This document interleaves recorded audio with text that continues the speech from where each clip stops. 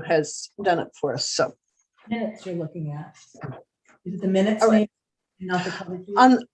it's correct on the, oh, I'm sorry, right. You're right, Mary. Okay. I was looking at the minutes. Okay, so, okay. Mary, would you do the call of order? The roll call? Commissioner Bouchlet, Yes. Commissioner McDonald. I see.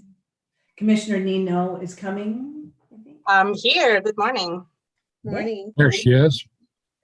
Okay. Commissioner Alegria, Here. Commissioner Withers, He's excused. He's having some medical issues today. thank you. And Commissioner Reed. And then, no, she's not here, right? Not yet. And Commissioner Romero. And I know there he is. Okay. He's here. Second one. All Okay. right. Are there any changes to the agenda?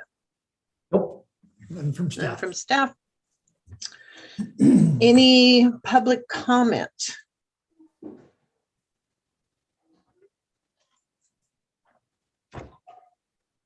No? All right.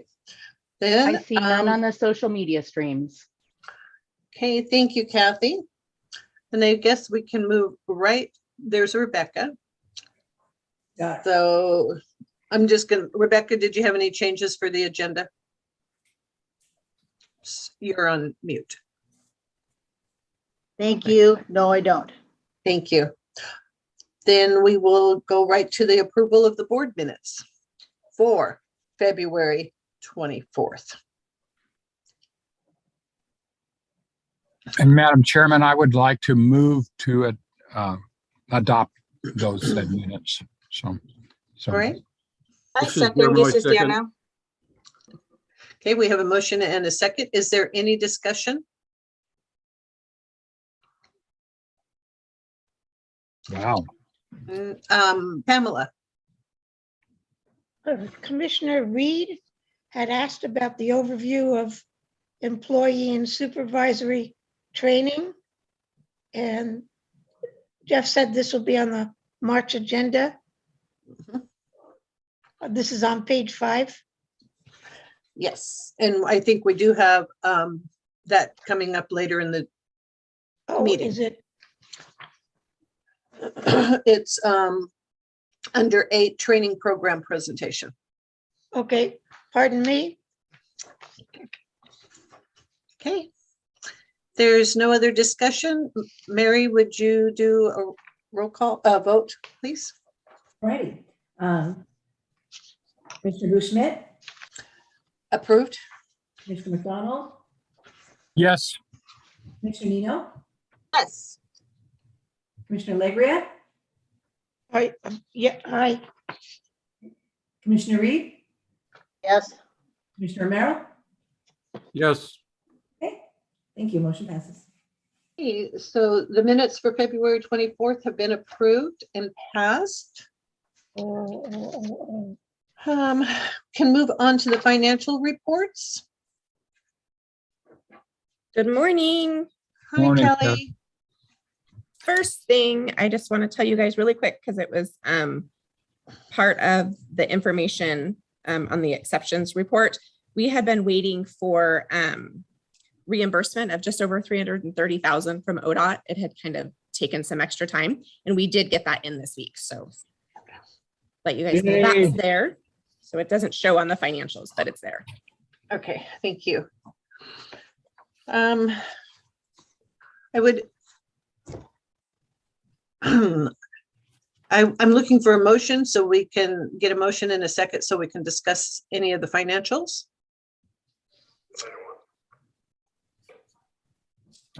I will so move. Thank you, Tracy. Tracy's made a motion to approve the financials. Do we have a second? Guillermo, second. Okay, I'll let Mary decide who seconded it first. Is there any discussion on the financials? Okay, did I'll have- ask a question just to Okay. keep Jeff happy. Okay, go ahead. Okay. It was on.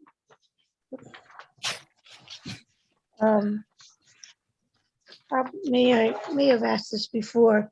On page 13, I hope it isn't bad luck here. On, under assets, 1095, cash receipts clearing system. What exactly does that mean?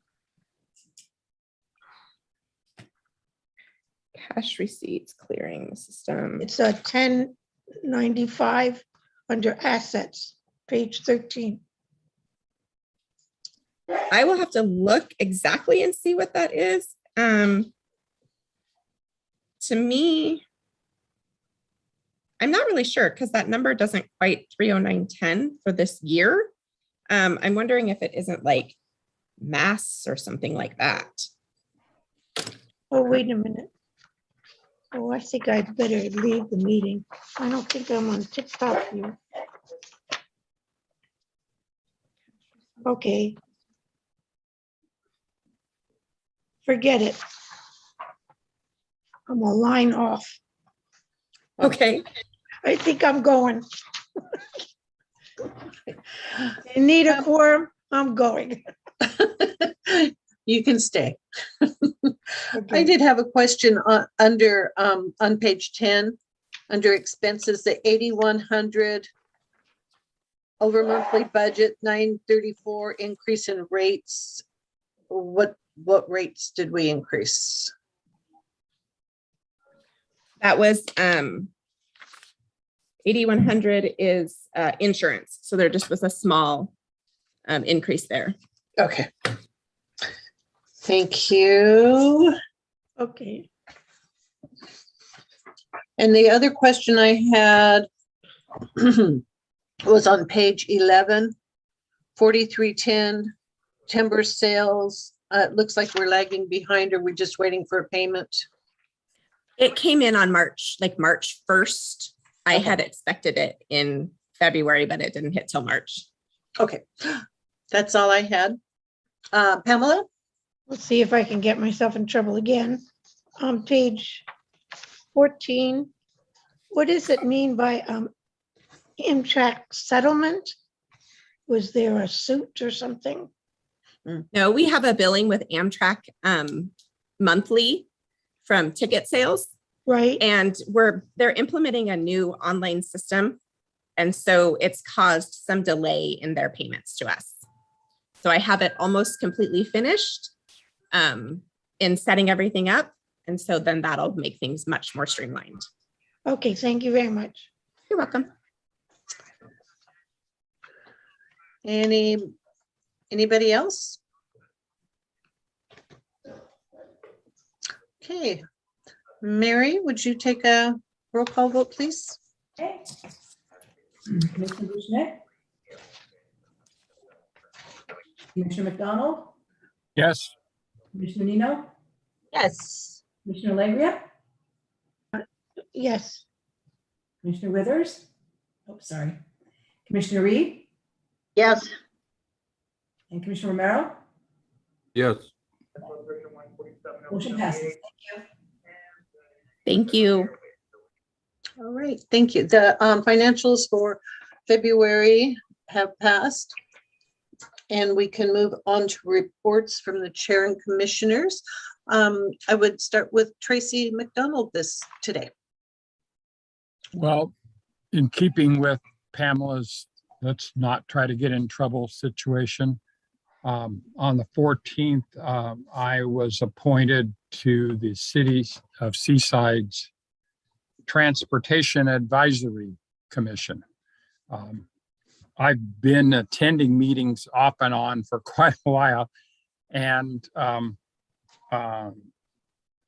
we're working on a smaller, different style scale in transport opportunities and maintenance of that, and so I will hope to continue that. Be my retirement job, All right. Thank you, Tracy. Pamela? Oh, no, I was just clapping But it's your turn to report. Oh, nothing. Sorry. I can see we're all awake this morning. Deanna? It's a daylight savings. Oh, that's it.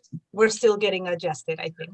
There you go. So I recently rode the bus from Cannon Beach to Seaside, and I hadn't been a rider in a while. And it was great that the bus was on time. I got to see that they had the tablets right there, and it definitely made everything so much easier for them, I'm sure. And I also got to see how effective and efficient is the access ramp, that now they just press a button, it comes down, and the person comes up and down, and it's just so much faster. So it was a rainy day, and I was glad to see that now we have these buses to make not only the riders' life better and easier, but also the drivers. So that was great. So that's my report for this month. Thank you. Rebecca? Thank you, Chair. Actually, the substance of my report, I would like to fold that into the training presentation, just to provide some feedback on that. So I'll wait for that. Okay, thank you. And Guillermo? I don't have a report, but I just like to say it's good to be back again. I had, well, the last meeting I had surgery on that day out for my last cataract. So I'm in the middle of recovery. And thank you much. Thank you. So I think I have everybody. I did finish the Department of Revenue budget workshop that they did over a there were 4 different workshops, and I did finish those. So I'm excited about us starting our budget process to see how we're doing as far as according to the Department of Revenue. And I did want to comment on some of and I did attend the Employee Appreciation Pizza Day, and that was really interesting. Pizza was good, cookies were good, company was good, and the little green, it was on St. Patrick's Day, and we had little green fortune cookies. I'm not sure how they actually go with pizza, but they were really cute. Thank you, Jeff. But then I guess they did a survey of some of the bus drivers on Employee Appreciation Day. And there was one that I thought was really cute from a writer. And part of what he said that I really, really liked was, no matter how many things he runs into, the bus driver, he still gets us there safely. And I just thought the way that was worded was really cute. So, but there was a lot of really nice comments on that. So I appreciate that. Okay, that's my report for the day. And we can move on to continued business and the Budget Committee appointment. All right, so we did get an applicant, Paul Putke, put in a letter of interest, and it's in your board packet, and he's actually with us today on the call. So if the board has any questions, feel free to ask him. He's the only one that put in for this position the remaining 2 years on the budget committee. So I'll leave it to you what you would like to do. If you'd like to ask him questions, grill him really hard, whatever you want to do. But I really appreciated him putting in a letter of interest, and we'll have a full budget committee if you do appoint him today. Does anybody have any questions for Paul? No. Paul, would you like to say anything?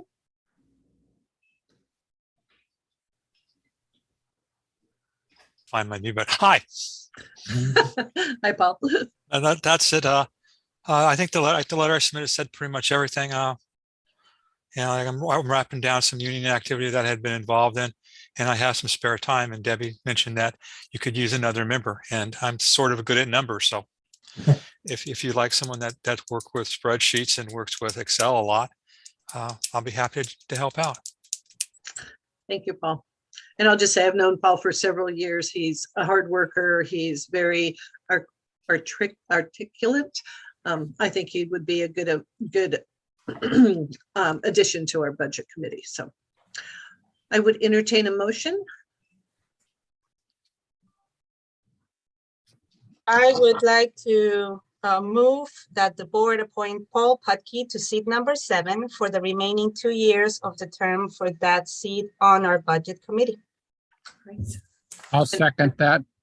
Okay, thank you, Tracy. And if there's no more discussion, Mary, would you like to take a roll call vote for us, please? So you're on mute.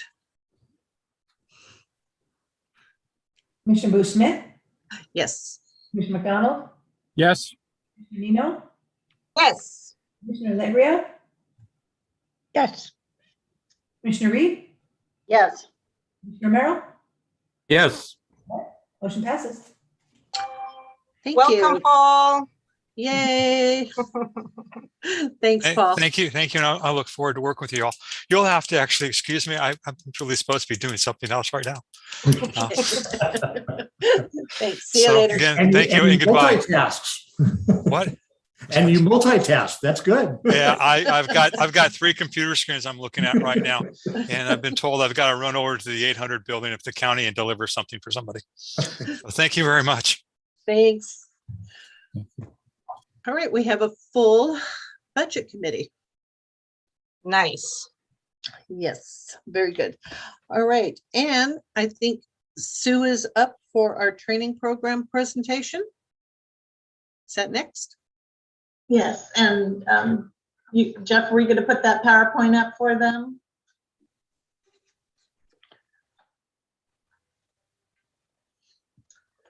Okay, so. Can you see it? Yes, So welcome to the Sunset Empire Transportation District Education and Training for Employees presentation. So next slide. In my memo, I talked about how employee training and development opportunities for all employees are provided through Save Personnel, and it's a software package offered through SDAO for members free of charge. But the district must be enrolled in the Special District's Insurance Services Property and Casualty Program to participate, which we are members. And so through their partnership with Save Personnel, SDIS provides they provide online trainings for safety compliance with regulatory requirements and training to contain healthcare costs.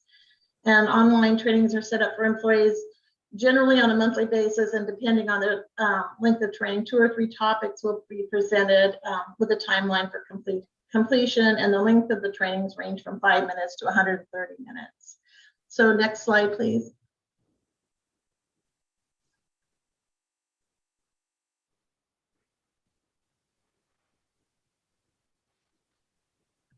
Okay, so this is the course library for the online trainings that we have for our employees by topic. You can see public safety, active shooter, emergency and disaster preparedness, some employment practices and supervisory with an extra S, training, conducting job interviews, because I have the each department, when I have a bus driver, I have a bus driver supervisor with me for interviews.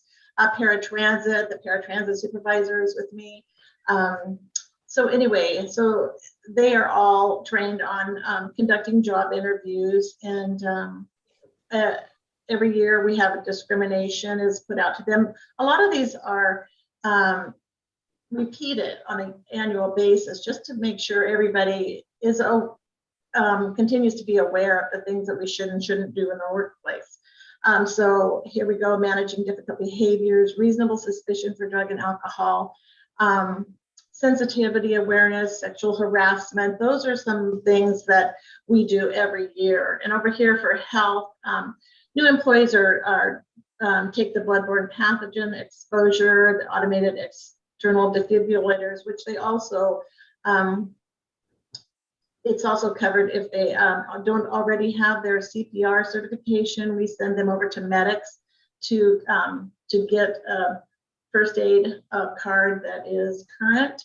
And then we renew those cards every 2 years.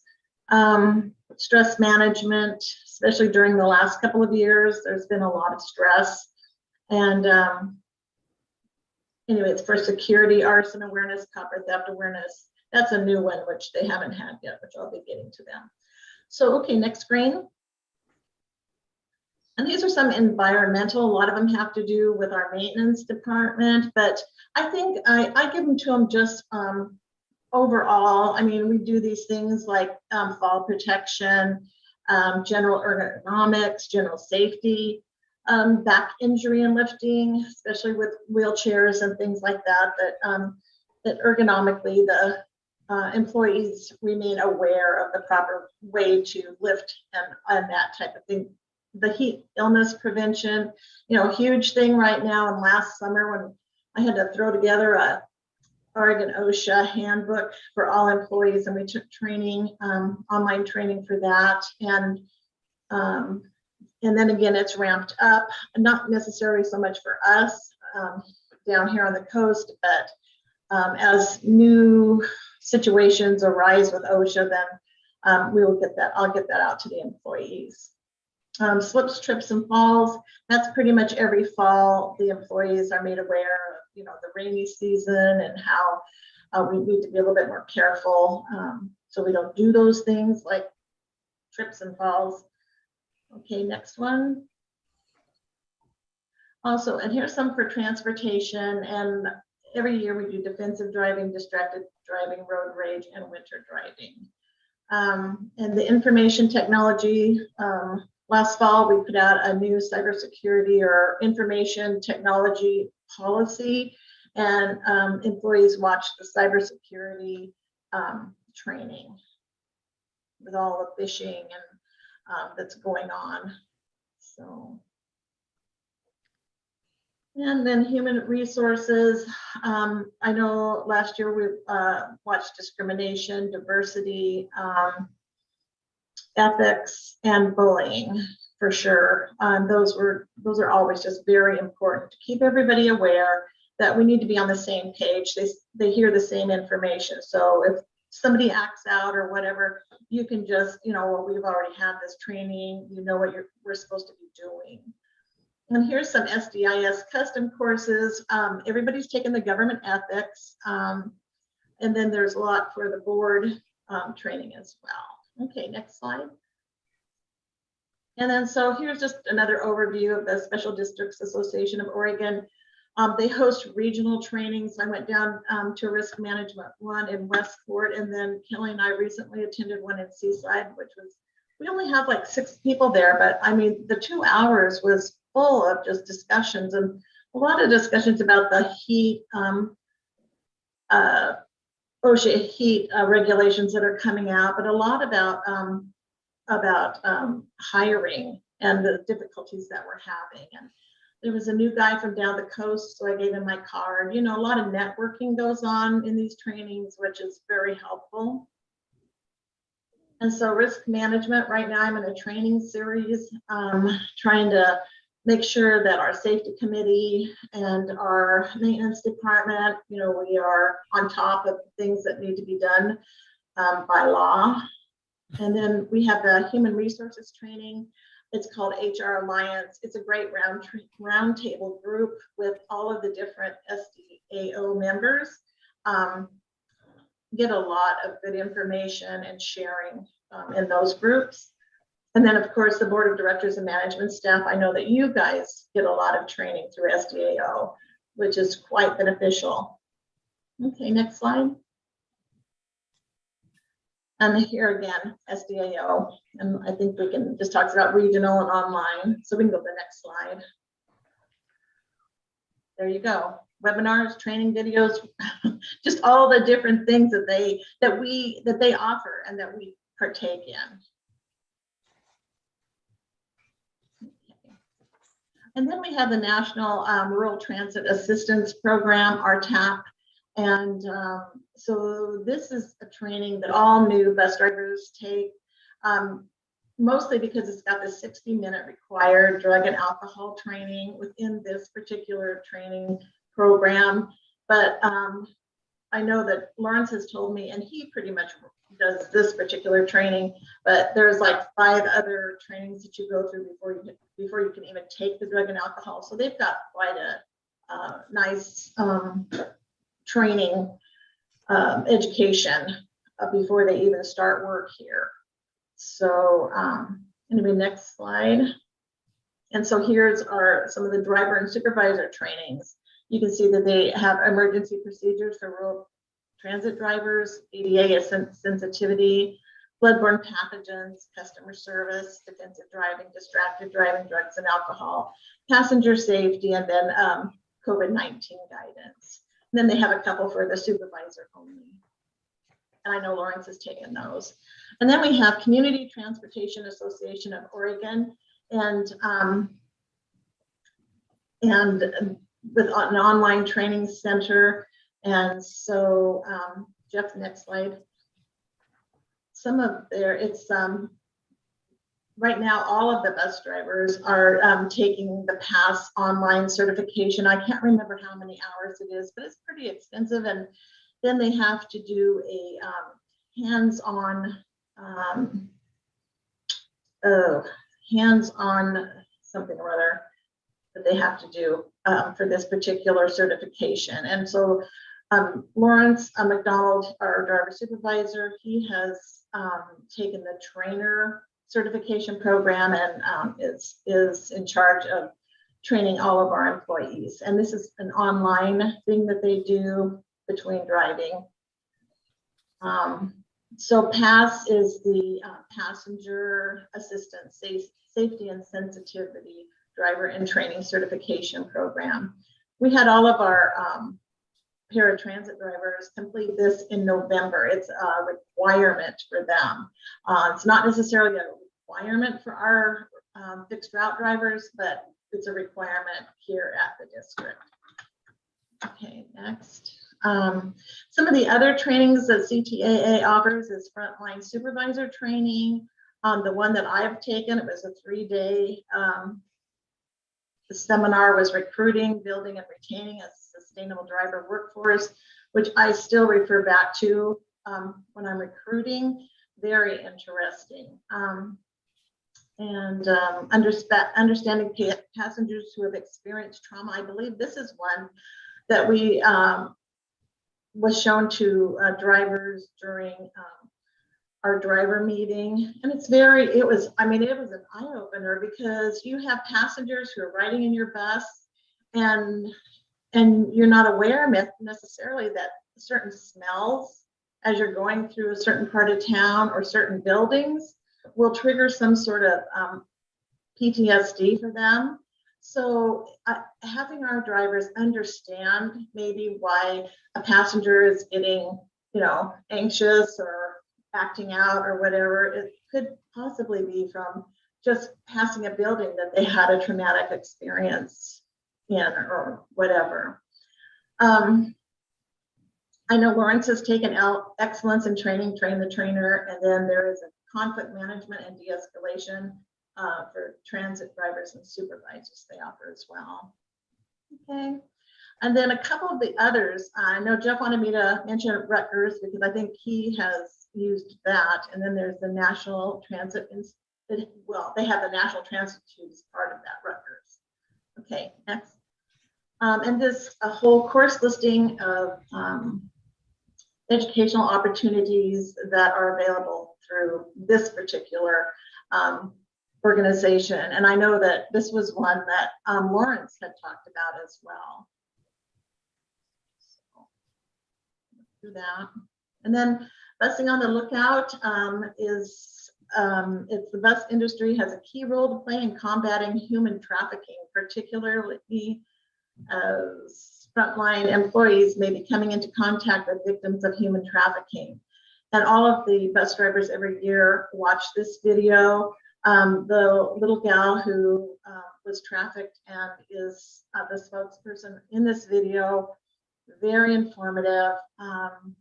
Yeah, I just couldn't believe it the first time I watched it. But last year, I know after we did have the training on this, that a couple of bus drivers, I think we actually identified one person who was being trafficked. And so they are just really made more aware of what could actually be going on out there.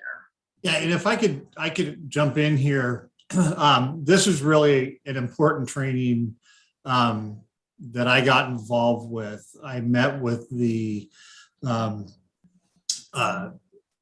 person that runs this program as a part of Truckers Against Trafficking. This is a subset for bus drivers. And the video, if you've gone through the training, it's a very compelling story from the young lady that was trafficked at a young age. She's still young, but we jumped on it here at SETD, and we were actually the first transit agency in the state of Oregon that had 100% of our employees trained that first year. And like Sue said, we continue to train everybody with a refresher every year.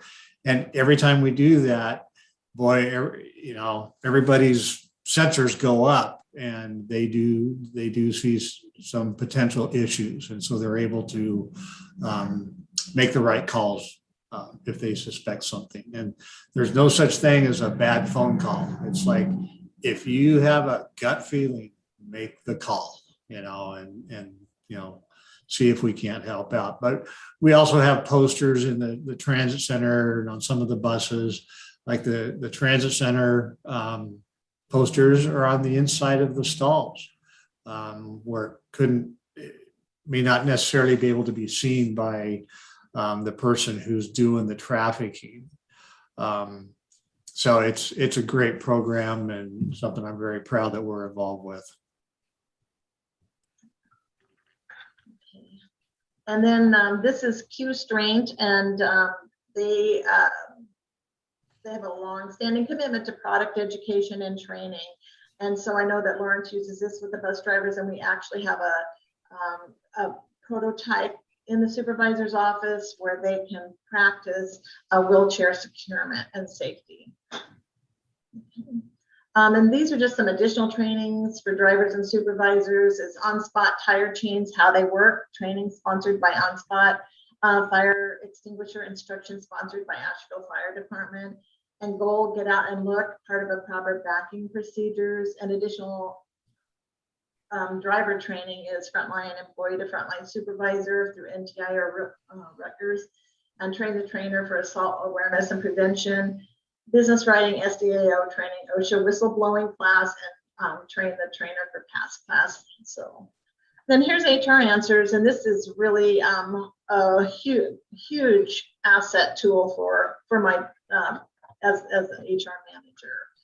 And so this is through SDAO, and we become part of the HR Answers Advantage Plus program, which is, I can't remember how much it costs if you're not a member, but it's expensive. And so any questions that you have, you can get an answer to. They have a lot of manuals, things like that. They have a lot of things on their website. Next slide, I think it's on the next slide. About compensation programs, benefit plans. They have the supervisor, managerial, employee training. When we know that there's somebody who's interested in being a supervisor, and we have an opportunity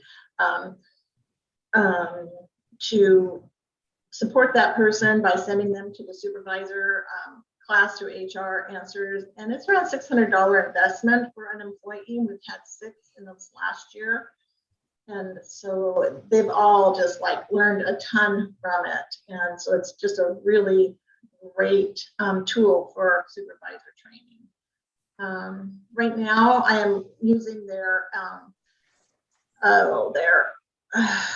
guide. I'm redoing the personnel policies. They came out with a handbook for government employers, and it's just been really, really helpful. So I'm halfway through. I'll be sending Jeff the first half here pretty quick for review. And then as soon as and I'll be working on the second half. But as soon as all the policies are done, they'll go up to HR Answers. And because we're part of this particular group, we will be able to get it evaluated for free. So that's awesome. And here's the Bureau of Labor and Industries, and boy, you have to be on top of that because you know, wages and time off discrimination. Then they had a COVID resources and then training resources. But I always, next slide, please. They have these manuals, and I always have the one on leave laws because of the nuances of Oregon Family Leave Act or federal, the Federal Medical Leave Act. It's amazing what, you know, some leaves come up and different things happen. And so I actually, through another employer, attended a 2-day training, and I've done it twice. And it's just, you learn so much every time. It's not because I'm a slow learner. It's just because there is so much involved with family medical leave. Okay. These are some of the trainings they have that you can do online, or at a lot of times they'll come to, like they were coming to Clatsop Community College and having these trainings down here, which were always very informative. And the laws change all the time, of course. So it's nice to keep up to date on those. And then any questions? And thank you.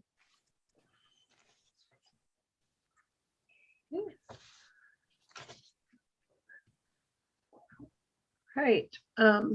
Thank you, Sue. And Rebecca, I see your hand up. Thanks, Chair.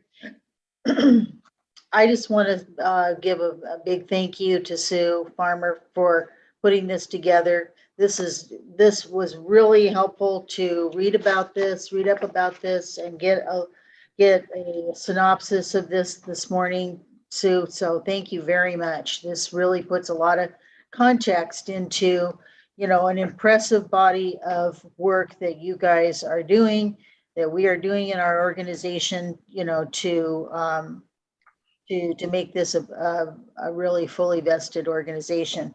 So I just had a couple of comments here.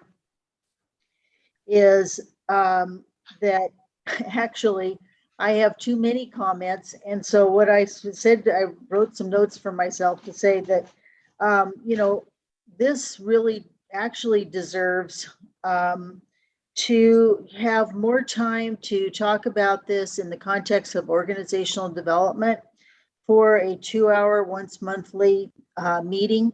I know we've talked a little bit about retreats. Maybe we've had the 2-year pause on that, but I would like to us to consider something of that nature, so we have a chance to do a little deeper dive on some of the things that are going on in the organization. I don't know if this is truly the activities and our role as a board, but I'm not sure who else would be appropriate. You know, the idea is to assimilate this information and also assimilate information that we receive every year when we go to the SDAO conferences. You know, a lot of that information to me I feel sad that it kind of sits on the shelf, at least for me, you know, and you know, where we can go with some of that. And maybe if we do something of this nature where we have meetings, a retreat once every year, every 2 years, you know, that we kind of bring that close to the SDAO conference, so that that great information is fresh in our minds. I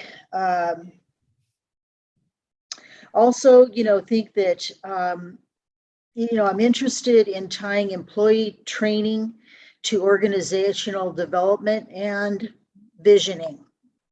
So I think that would be something that we might be able to accomplish in a discussion forum, you know, in a group as a retreat, or just a extended meeting sometime. Let's see, what else do I have? Oh, the other thing was, and this is aside from the training, but in regards to employee shortages, I think this might be something that a retreat or an extended discussion meeting could address, with some additional creative ideas. I am interested in how we can create some more pipelines, employee pipelines. We just lost a mechanics position.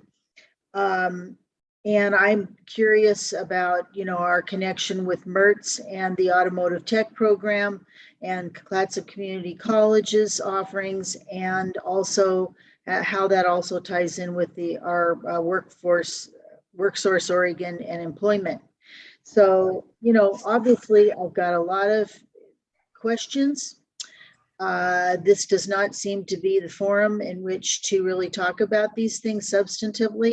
So I would small p propose, not formally propose, but I would encourage us to consider having a meeting where we can talk over these things a little bit more substantive.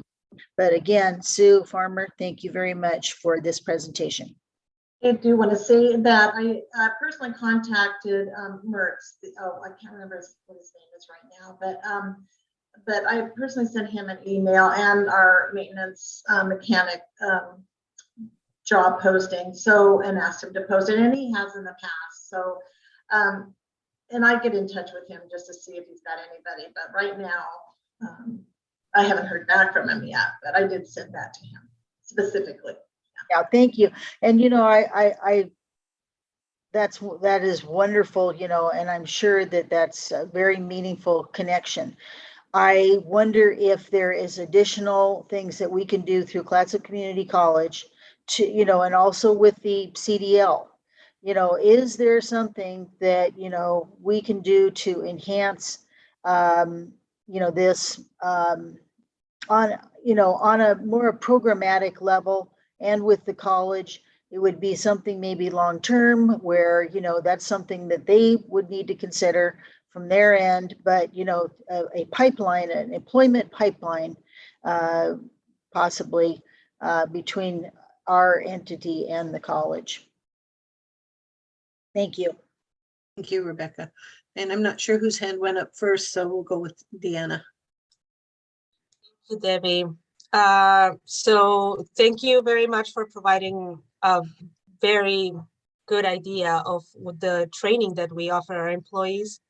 I am happy to know that when people start working for our district, they get all of these wonderful professional tools and trainings, and it's not only good for their professional development, but also for their personal development, especially I'm glad to see that we have trauma-informed care and service, and also the conflict management and de-escalation. I would love to take something like that, because just in general life, that's useful. My questions, I have a few. The first one, aside from the required training for each person's position, are all of the other trainings that you just showed us, all of this library, are they available to the employees if they wanted to take it? Yes, they are. I mean, they can go in. I mean, Ron tells me, I just went in, I think I've taken every training. And so they are definitely available. They're available to you, Deanna, through, you're set up in that Safe Personnel as well. And you can go in and take any training that you want. Nice. And if our employees were to do that, would they take it on their own time, or could they set aside a little bit of their work hours to do this? I am sure that the training is going on work time. If it has to do with work. Yeah, if it's required, but if they wanted, if they were interested in any of these others, would there be like a work time for that, or they have to do it on their own time? Yeah, I'm not sure what they have done. Not all of them do it. I think Ron is probably one of the only ones, but it depends. Maybe if they're doing one and they see maybe that there's something else that they would be interested in. I definitely haven't been involved in their timekeeping on that. So Jeff, maybe you can speak to that.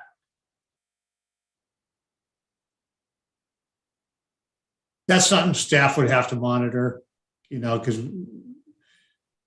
they should be paid if they're doing training through the program, but we need to control that, and Sue does put out a yearly calendar of all the required trainings. I thought she had a system set up with the employees for those extra ones, but that's something that we can set up very easily. They just need to touch base with her to let her know that they want to take some additional ones. Yeah, if there was some way to just kind of establish a way to do it, that if they are interested, they can require it, the time or something like that, or if they don't have internet at home, that's, proper Wi-Fi, that maybe it's like, hey, yeah, you can take it here in this office during these hours, and something like that. I think it would be amazing. My other question was, do our employees get incentives if they keep going up on their training? Like, is there that they can apply for other jobs within the organization, or do they get better pay, or is that only about the time that they've been with us, that then they get those financial incentives? They get their annual increase up until the top step, and then after they've been here 10 years, they get longevity increases 10, 15, 20 currently. All right, that's it for me. Thank you, Sue. Guillermo and then Pamela. Yeah, thank you. I want to compliment you on your training modules. As some of you know, I work for child welfare, and we have a lot of our clients use the transportation system who suffer from informed trauma. And as some of you know, we are an informed trauma agency, so I applaud you for that. Also, because I work in child welfare, I'm privy to a lot of the trafficking issues in our state and nationwide. And I applaud you for having that training, because unfortunately, even in the state of Oregon, we have a significant issue with trafficking. So I applaud you for that. Thank you. Thank you, Guillermo. Pamela? I want to thank you, Sue, for a comprehensive and informative presentation. And I apologize to you and Jeff for somehow messing up that I didn't read it in my packet. All right. And yes, I want to thank you also. That was very informative. And there's a great list of trainings that I would like to also start taking. So in my spare time, when I have extra time, I will be looking into those. Anything else on the training? Yeah, could you please maybe just send an email to us on the board that makes it easy for us to access those directories of the training so that we can go and take a look. Thank you. I'll send you the link. Rebecca? I have one more comment, is that I really do think that we need to talk about tying employee training to organizational development and visioning. And that I would like us to have this have a follow-up discussion on this. And if I need to talk with somebody about this individually, I'd like to do so. All right.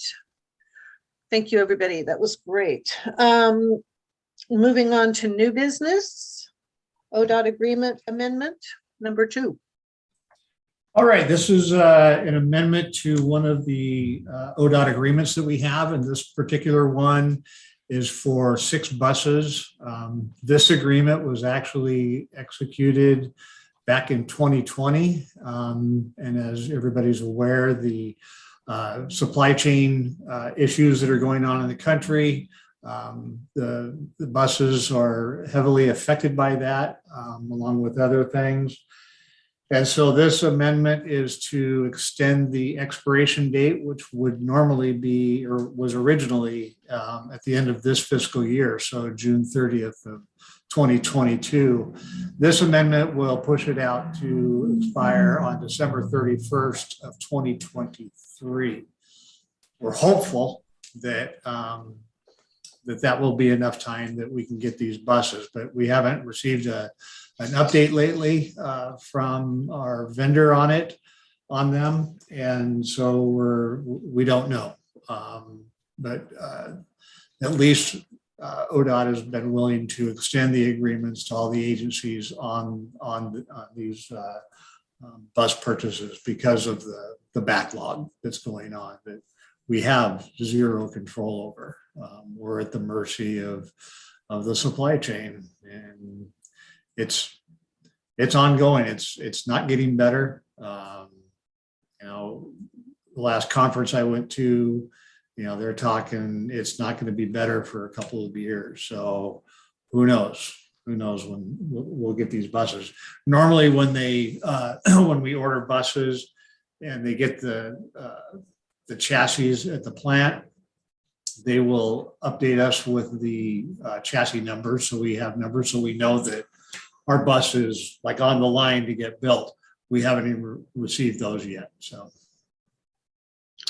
anyway, so staff is recommending that motion be made to approve amendment number 2 for ODOT agreement 34220 and authorize the board chair to sign it. I would entertain a motion. I make a Pamela? motion to approve amendment number 2 for ODOT agreement 34220 and authorize the board chair to sign it. In a second. I I'll second second. that. Okay, thank you. Again, I'll let Mary decide who seconded it first. And is there any discussion? No discussion? Okay. Mary, would you take a vote, please? Commissioner Smith, Yes. Commissioner McDonald, Yes. Commissioner Nino, Yes. Commissioner Legria, Yes. Commissioner Reed, Yes. Commissioner Romero, Yes. motion passes. Thank you, Mary. All right. Next on our agenda is bus disposal. All right, so in my board packet, or our board packet, not mine, you'll see my cover letter about asking the board to declare a bus as surplus and donate it to the Baker Technical Institute.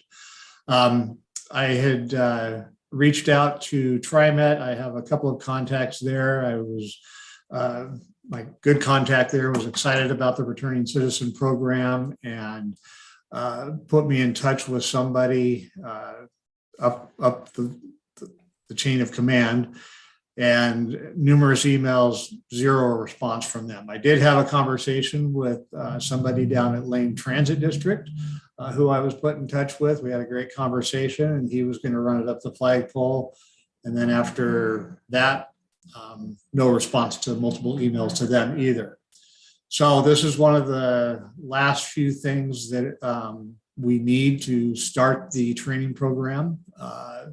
And we've got a pretty good size reserve fleet that, we've kept on hand because of the cruise ship business, but we're not going to be servicing cruise ships this year because we don't have the drivers to do it.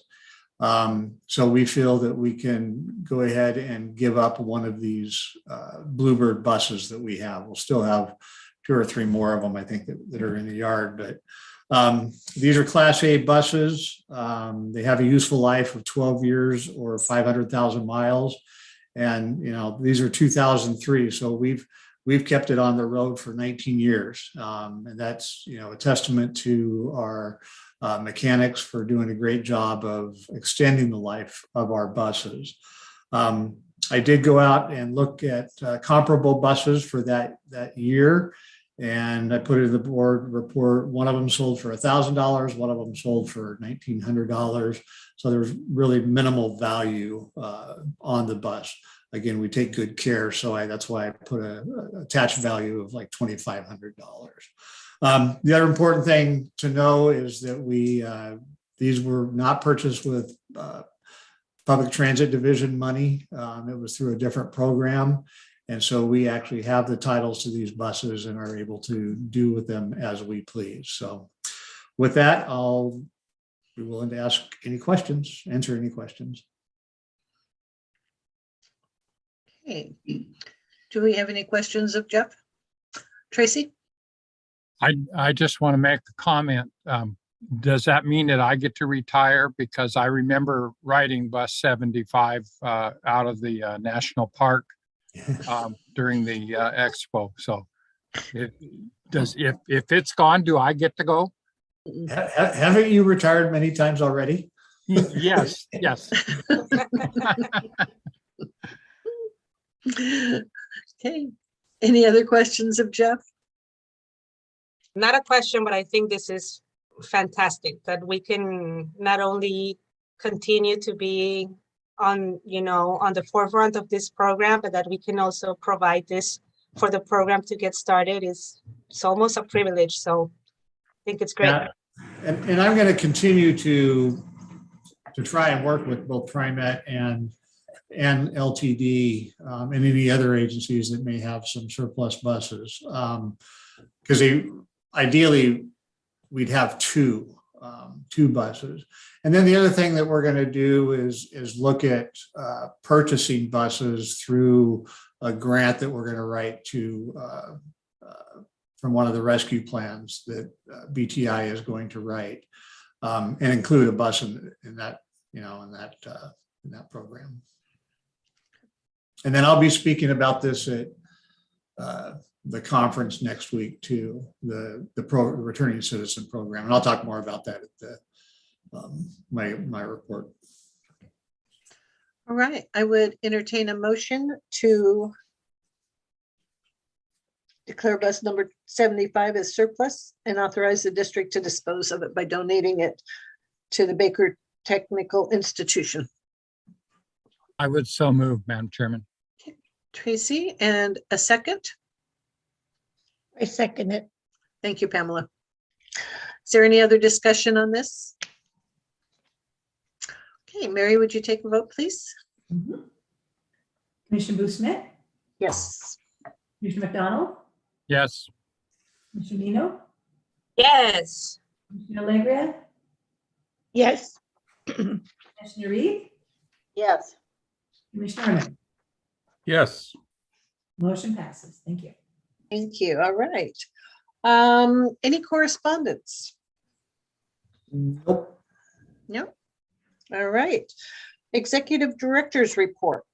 Okay, I'm going to jump ahead to the, our priorities this year and really highlight again, this will be the second month in a row where our on-time performance, we've been the leader of our small peer group, Tillamook County Transportation District and Lincoln County.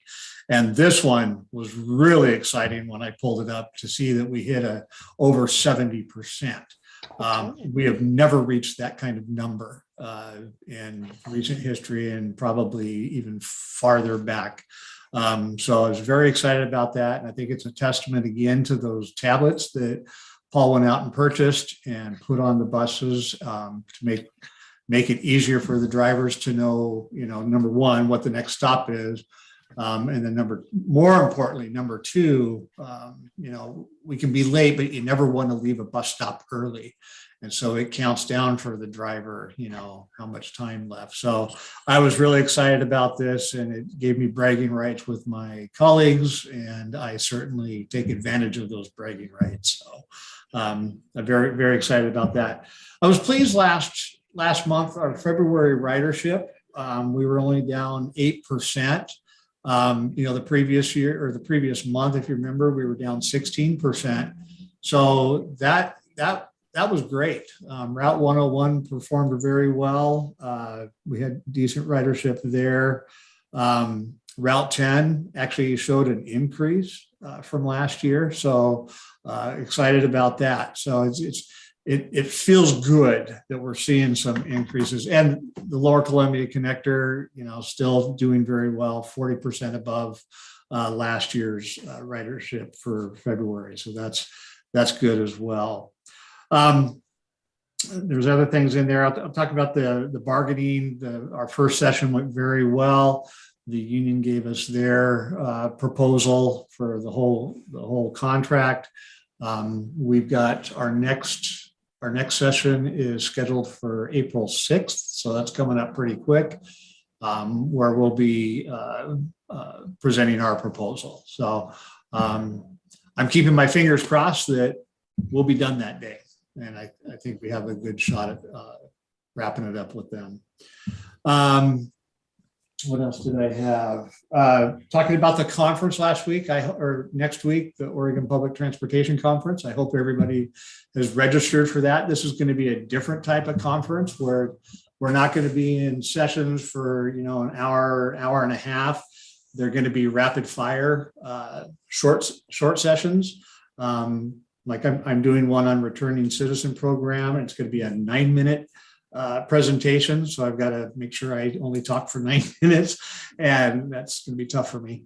And then at the end of that hour or however long the session is with all those rapid fire talks, the audience is going to be polled on which subjects do they want to have more in-depth discussion about. And then we'll set up ODOT will set up some additional trainings to whether there'll be longer sessions. So that'll be interesting to see. So I'm speaking twice next week. I've got, because I'm the chair of PTAC, I'll be talking about PTAC and what we're working on. And I'll be on the screen with Andy Howell, who's the president of the Oregon Transit Association. She'll be talking about what OTA has been working on. So look forward to that. Just a quick budgetary note. Our health insurance rates, health insurance goes up every year. I'm pretty pleased this year. Ours is only going up 5%. I was expecting double-digit growth on that, so that was good to see.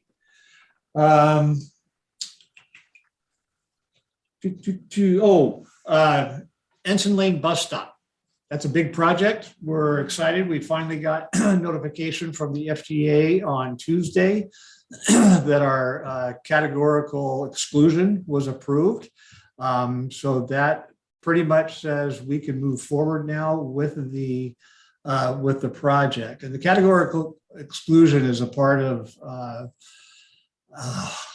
NEPA, I can't remember what that stands for, National Environmental something. But anyway, because we don't have to go through a huge environmental review, because that ground has already been touched. When the expansion of the North Coast Business Park happened out there, we're not going to be digging down any further than 18 inches. So this categorical exclusion is a huge, huge deal for us. And I really want to give a shout out to Arla, because she was the one that put everything together for us, Tillamook County and Lincoln County, and submitted it to the FTA office up in Seattle. And we've been waiting on the edge of our seats for it. So thank you, Arla. She did a great job on that. Let's see. Oh, the other thing I want to talk about, Rebecca brought it up in talking about work sessions. And I meant to put something in the board pack about that. I do plan on scheduling a one in probably January or February to do a new strategic plan for the district.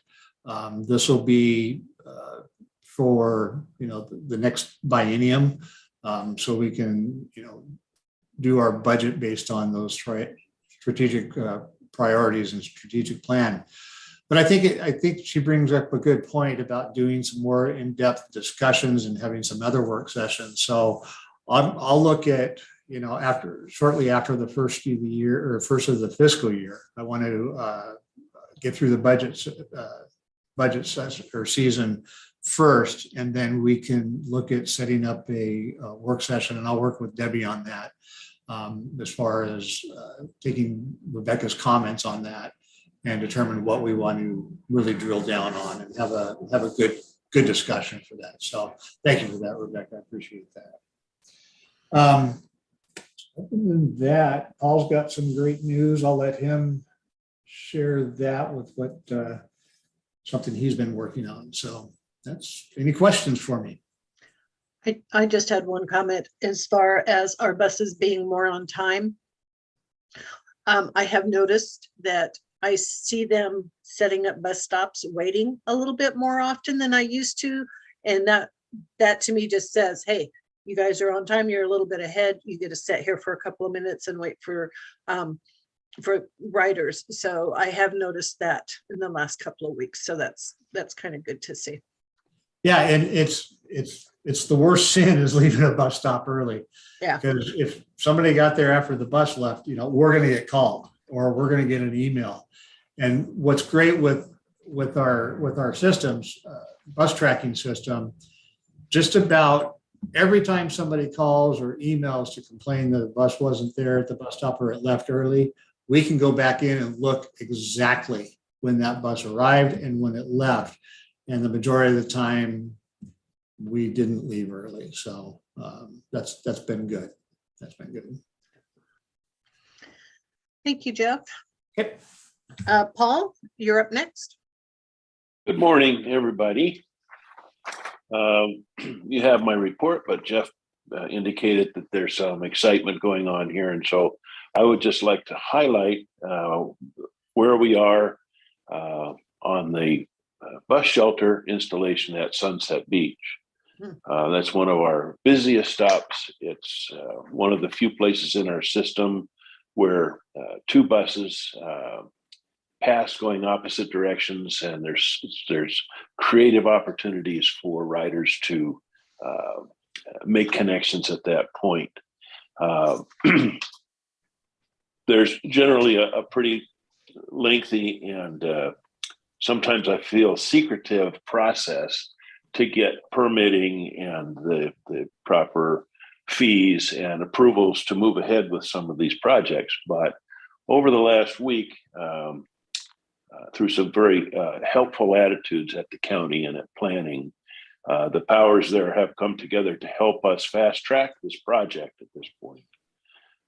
And we have left only to fill out a operational permit, which is free to us and should only take me a few minutes to submit today in order to get the final approval to proceed with that project. Many of you probably realize that that's an exposed area down there by the beach. It's stormy. There's a lot of people standing in the weather. This is going to be a really nice improvement to that part of our service. And with the approval of this operational permit, then I'll go out and start to get bids from contractors to install a pad down there. And we have already, through previous budgets, purchased the shelter that will be installed down there. And so I don't have a anticipated install date, but we're in the home stretch on that project. And that feels good. Be willing to answer any questions on that project or anything else on my report or any other operational issues. I'm excited about the Sunset stop and having a shelter, because right now it's just a picnic table. And that's where, if I'm riding the bus into town, where I end up waiting for the bus or getting off, and it would be really nice to have a shelter there. Absolutely. Rebecca? Oh, I'm sorry. No, Go I'm ahead, sorry, Paul. Rebecca. Yeah, go ahead, Paul. You gonna finish your thought? I was only going to mention that along with this particular shelter, Jeff has already mentioned the shelter at Ensign 101 northbound. And we're also very close to some action on replacing the shelter and relocating it at the shortstop market over on 202, which is a ODOT project that's going on. So these three things are coming together all about the same time here. Right. Rebecca, I'm sorry, did you have a question? Oh, yeah, no problem. Boy, this is great news. The one thing I wanted to comment about is that we are in contract with Oregon Corrections Enterprise. And whether or not they do great work and are good contractors is one thing, but I am not a fan of this group because it feels like indentured servitude for the corrections, the adults in custody who do not get a fair shake when it comes to being employees through that group. And, it's like a privatization of something that I think that should be public. So if someone could just note that, and it would be interesting to see if bids come up and there are maybe other contractors that we could consider. Thank you.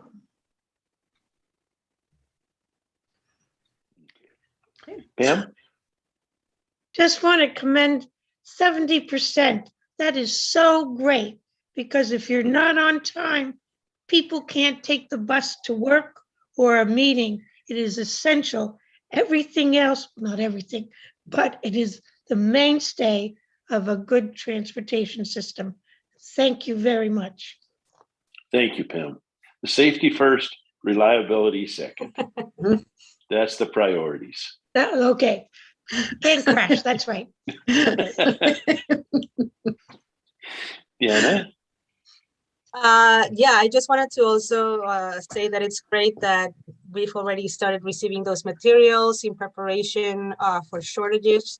So first, thank you, Arla, for giving us a heads up on this necessity. And thank you to Paul and staff for working on it, just getting on it right away and just being prepared instead of reacting if anything happens later. So thank you so much for everybody's just staying on top of things. Tracy? And in my previous life as the Schwann's man, it was always emphasized when I was being trained. My supervisor, who was also always a driver, he said, Tracy, if you just do nothing else but get there on time every time, the same place at the same time, you will do well. And I did that, and I did well. So, Indeed. I'd like to make just one more comment if I could. I appreciate hearing all these comments that you have, and I feel great about it. But I have to give credit, of course, to all the staff and all the people that work on this, but especially to our new deputy operating officer, who has taken over primary responsibility of the drivers and the driver supervisor, and plays a major role in some of these improvements that you're seeing. Jennifer is getting up to speed, learning quickly, and doing quite well, managing day-to-day operations in transportation. Right. With that, maybe we'll move to Jennifer and her report. A good move. Yes. Thank you, Paul, for the kind words. Hello, board. Glad to be here. I've been working out of office for the last 2 months. Did watch the board meetings out of state on Facebook, so that was nice. So I did stay on top of things, but it is good to be back home and see everybody. Before I get to answering any questions, I did want to remind some of the board and let the new board members know that I am a product of empowering, I guess, our employees in the training. I came to Sunset Empire as a substitute bus driver, drove school bus, and then worked at Sunset during the summer and school holidays. And so then went from a substitute driver to a paratransit driver, and then started working in the office. And with Jeff's leading and then Paul's encouragement, I've taken advantage of the SDAO Academy and currently in the CTAA Emerging Leaders Academy. And so I am a product of all the training that Sue's gone over and shared and has offered, and then the additional requested training. So we have a great team here and lots of training that's available and encouraging. and staff that's encouraging us to do it. So, anyways, any questions? I just want to comment that I think that's great that we do give the employees a chance to move up if that's something they really, really want to do, the opportunities there. And I think that's really great. Mm-hmm. And Jennifer's a product of that. Rebecca? Yeah, a question for Jennifer. I was interested in the quarterly phone meetings that you're having with ODOT, Northwest Navigator, Portland Point Operations, and the Union Station. How is that coming along, and what are your goals? How is this going to help us with our organization? So we've had one meeting, and it was actually organized by Paul, can you remember the gentleman, Joel? Joel, Yes, I believe so. ODOT.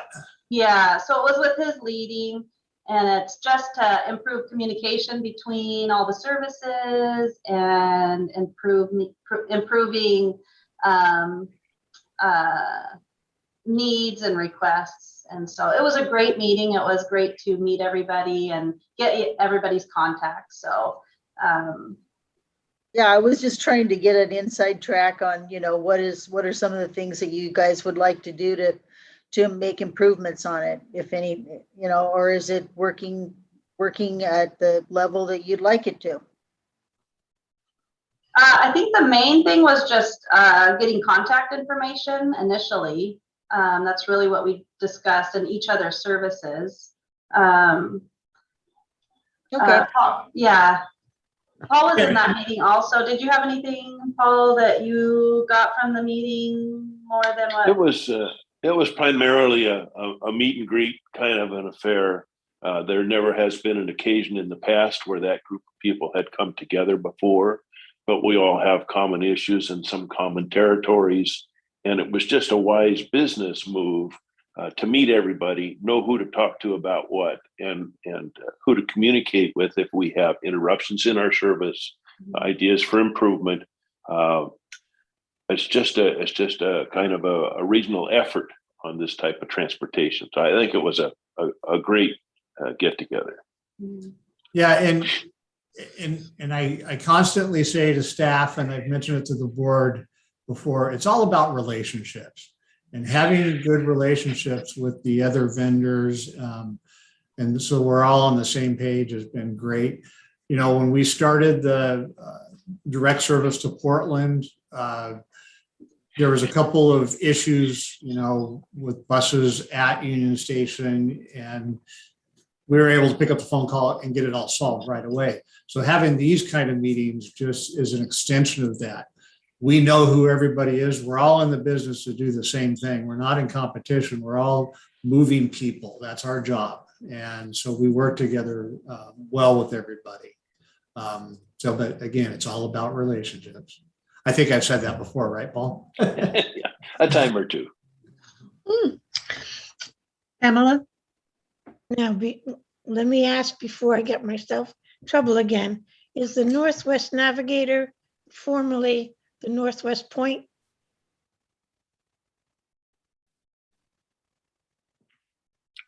You're muted, Jeff.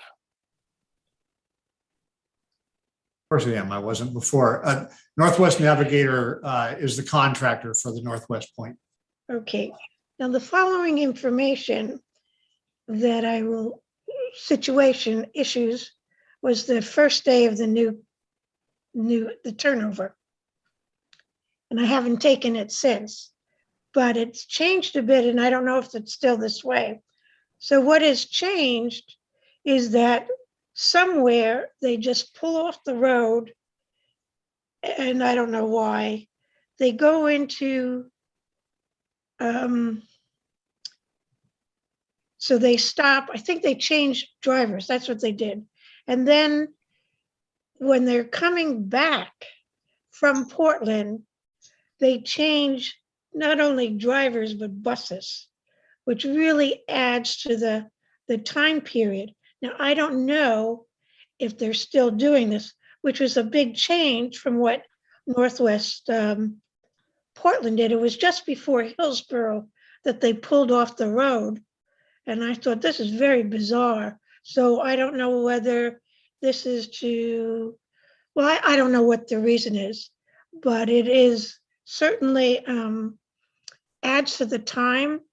When we were coming back, returning from Portland, people were upset because, you know, you meet people, people pick you up. And so I think some things may have improved because it was the driver's first time. But what I'm asking is that still going on? And if it is not, it increases the time period for. So I see Tracy popped his hand up because I think he's taken the service, and I see Kathy turn her camera on. She's taken it too. So let's hear from Tracy. The Pamela, the bus does an exchange of drivers in the large parking lot at the Camp 18. Right. And so that bus that is going eastbound, that it has a different driver for his allotted hours, so that he's not over, one driver's not on overtime or the other one, or road, and it's a safety issue. But time was very short. I don't think. Did they change buses, or it was just the driver? No, drivers. Okay. Yeah. Kathy, is that the same experience you had? And so were they on time?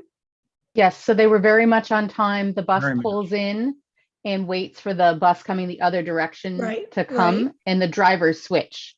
So the drivers stay on their side of the mountain, so to speak. And so that's all they do. They just swap drivers. They have their passenger lists they swap those, and then the drivers go back the direction that they came from, basically, on So a different bus. This is a question then of overtime? Is Not, that why they do it? Because they didn't do that with Northwest Point, so I don't see there certainly isn't an advantage to the traveler by doing this. Well, I would venture to say that they have, drivers that are based in Portland and drivers that are based in Astoria. So they don't have to do what the former contractor did and buy a hotel room year round, where a driver coming from Portland would have to spend the night at a motel. So I think it built in efficiency for the service for them. And I would say there's no disadvantage or advantage for the passengers. You barely feel it. It's a restroom break or a smoke break for those people that smoke. So you can use the restroom in Camp 18? most of the time, unless it's the late run you can't, but the other runs you can. Okay. Thank you. Deanna? I also took it in December when we were having the bad weather, and they changed the drivers, but it was very fast, not the bus. So I'm thinking that maybe if that one time that you had it and they changed the bus, maybe there were some issues with the bus or they wanted to take a look. But yeah, I only had the driver exchange and it was very quick and they were very polite about it. But I do have something about like the passenger list. So it seems that they look at who has made the reservations through the app or through Amtrak. But in my case, living in Cannon Beach, I actually bought my ticket at the little family market and they just gave me a paper one. So there were some people waiting on that same stop and they had bought it through the app. And there was no issue with the driver that I bought it. But on our way there, the driver did ask, like, is somebody getting off at Beaverton? And none of us on the bus were getting off at Beaverton. So they skipped it because he didn't have anyone from Beaverton on the passenger list. So I'm wondering if somebody didn't buy their ticket online and they don't have that information online, and they just have a ticket that maybe they bought previously, because you can buy them in advance. They're valid for like 6 months. Would that mean that maybe they would not get picked up because they're not on the passenger list? And I know that you may not have the answer, but if you're on these conversations, if they're going to be ongoing, to kind of take that into account, that maybe they're not online, but they're waiting there for the bus, and it would be really sad if they got skipped. You know, I see Arlo. Okay, Arlo's going to give us the answer on that. She knows. I can guess what the answer is, but. So I know when I was taking the bus from like Salem to Portland, and it was the Cascades West Point or something, or the Cascades Point, that if they didn't have like, they would go into Oregon City sometimes to the Amtrak station, which they went 205, and it would take a long time to get there. If they didn't have any passengers deboarding or getting on at that Amtrak station, they would pass up that stop. So when you buy the paper ticket at the store, it also lets them know that there's a passenger coming when you buy that ticket. So unless somebody bought the ticket right as they're passing by, you know, they know that there's people waiting for them. So hopefully that answers your question. But Arla, are there agencies like around Beaverton at the Sunset Transit Center that they can buy a paper ticket? That I don't know, but I could find out for you if you want. Yeah, that would be interesting to know, because if we sell a paper ticket, we don't tell anybody, do we, Jennifer?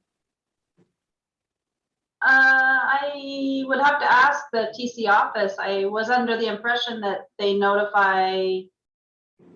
Yeah, Mary saying. Oh, Mary says we do. Okay, I wasn't aware of that. Online.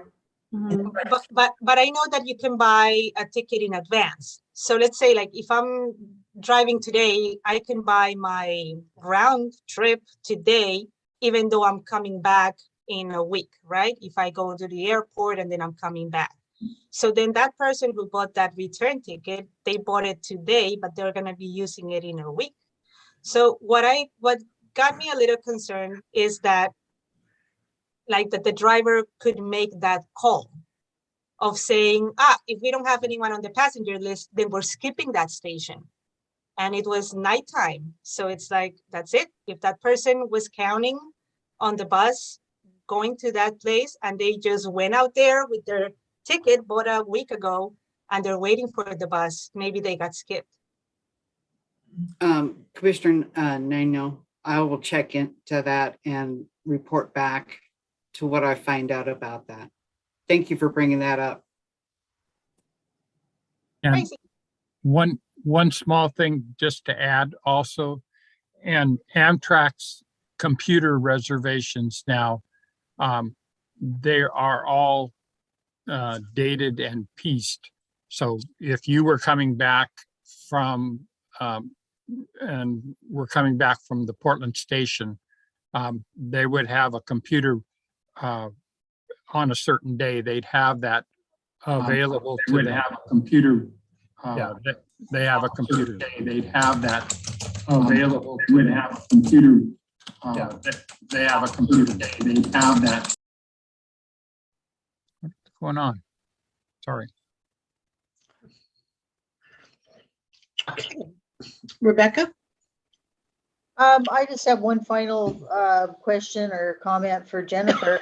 It would be interesting to see what your project is for the Emerging Leaders Academy, and also, you know, so if you would report that back to us and let us know, and also, you know, so if you would report that.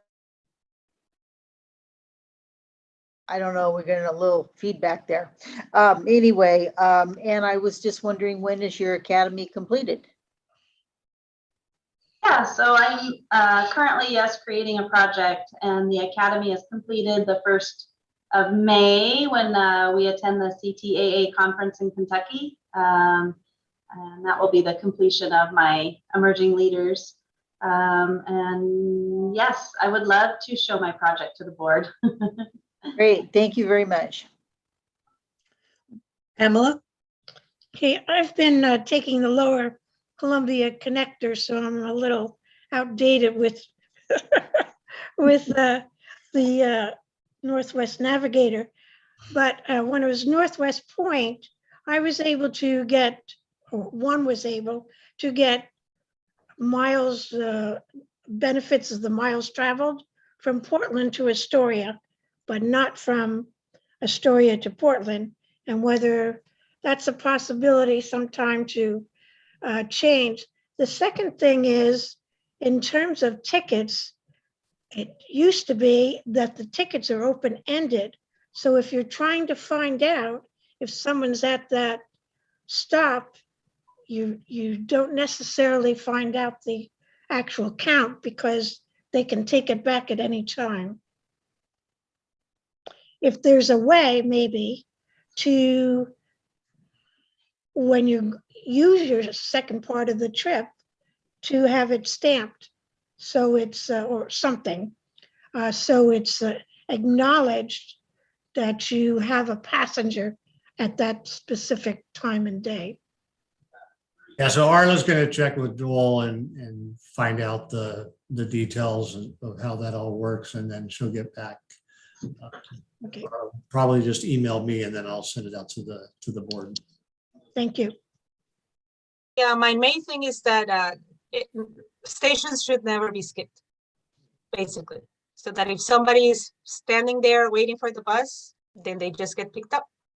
And if there's nobody there, sure, then skip it. But at least you went and saw if there was anybody waiting.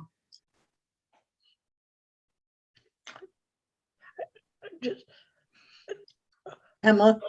Well, I'm not a bus driver, thank goodness for you all, but the thing is about going into the Beaverton especially, is that you really cut your time off and you have no idea of the traffic that you're going to hit in Portland. So that's perhaps a reason why, you know, if nobody, okay, that's all I have to say. All right. Thank you, Jennifer. And we will move on to Jason. Good morning, everybody.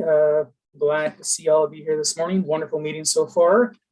You'll have my my report, and I'll look forward to taking any questions from that in just a second. But one thing that's not in my report, and sorry about that, we did not receive notification until after I wrote the report, but back in January, we submitted a grant proposal to the Rural Veterans Healthcare Transportation Program. It was an additional grant to the current Veterans Enhanced Transportation Program that we have. And I gotta say, I'm pleased to say, and thank you to all the people who helped me get to that point, is that we were a part of the 10 projects that were recommended, you know, for approval. And PTAC, or you all know, the Public Transportation Advisory Committee, did a good job of looking and assessing and asking questions where they needed to ask questions at. And thus we were rewarded. And we look forward to, this program is going to allow me to have more wheelchair transportation for our local veterans, things that we're not able to do right now, such as little more individual type outreach to our veterans to kind of assess them more on an individual needs basis.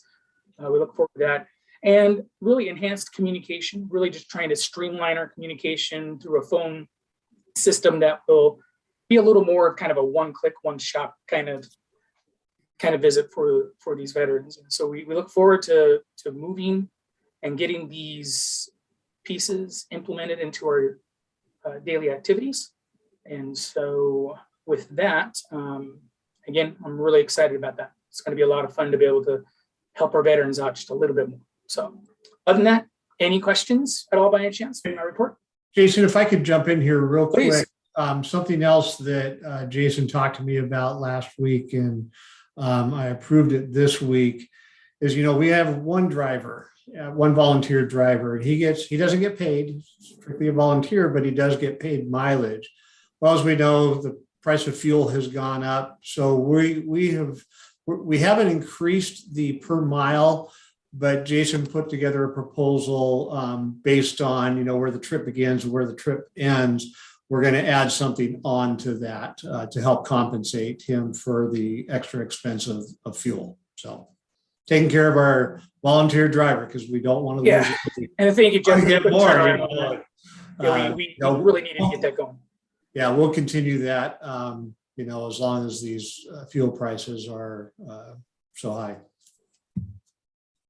Yeah, and just to be clear on that too, I think it's important for everyone to recognize that, you know, we see it as gas and fuel for the vehicle. Really, that's easy to see, but you know, those rates that are calculated are really taking into account tires, wheels, oil changes, and the overall upkeep of the vehicle, which we really want to make sure as a program that vehicle is tip-top shape. So this has come at this plan is very needed, and we're looking forward to moving forward with that too as well. So thanks, Jeff, for all the help on that. I can take questions if there are any.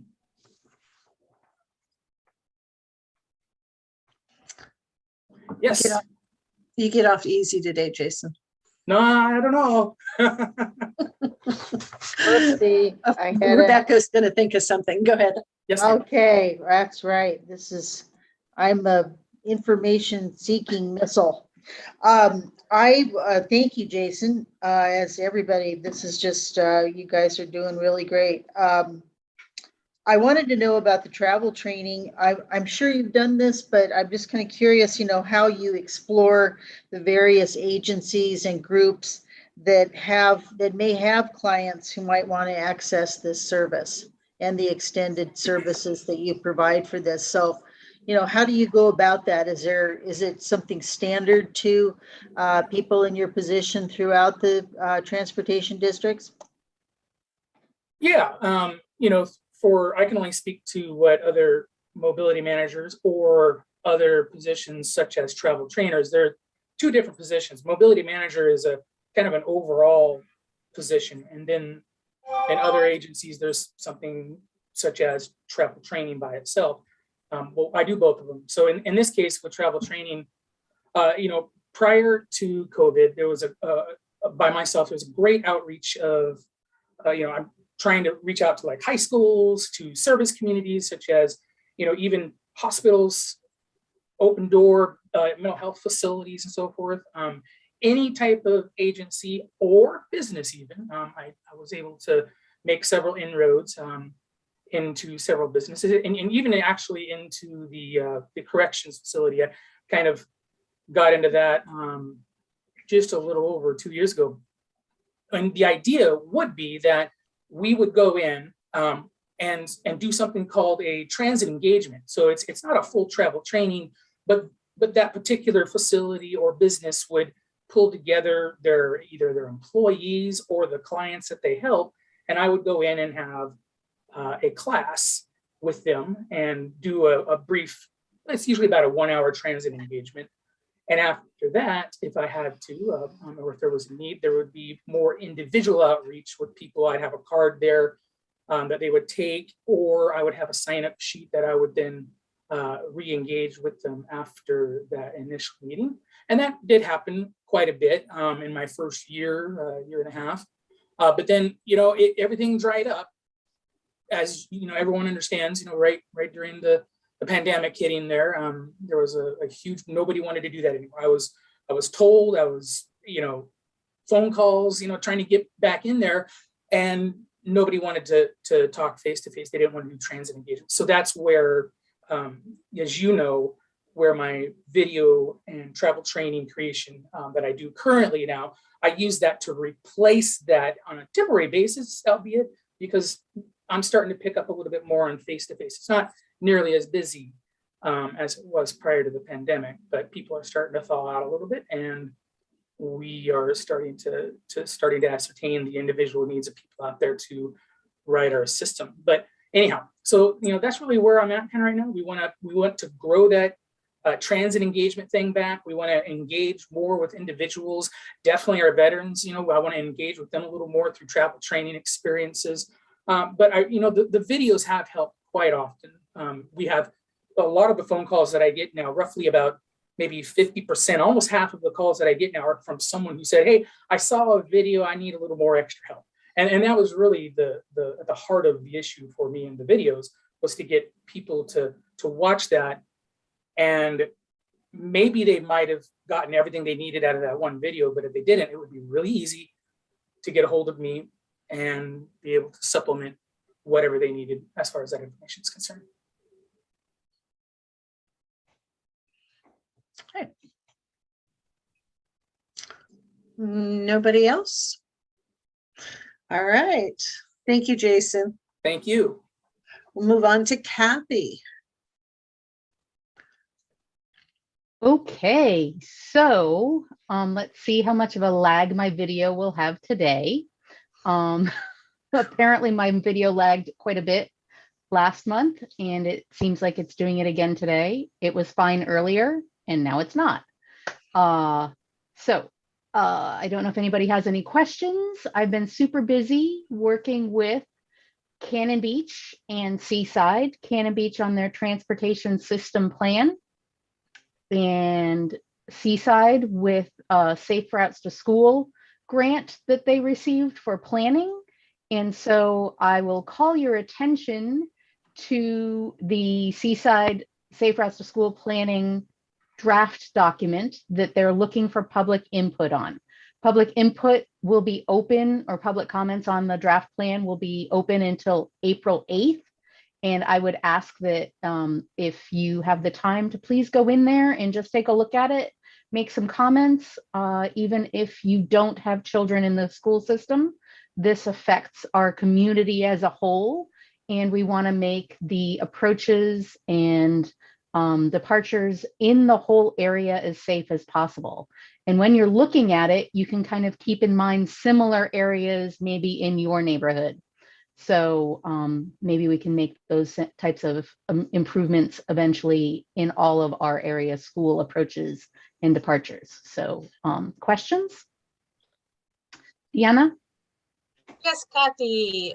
So is that plan, or if there's a survey for it, is it also available in Spanish or only in English?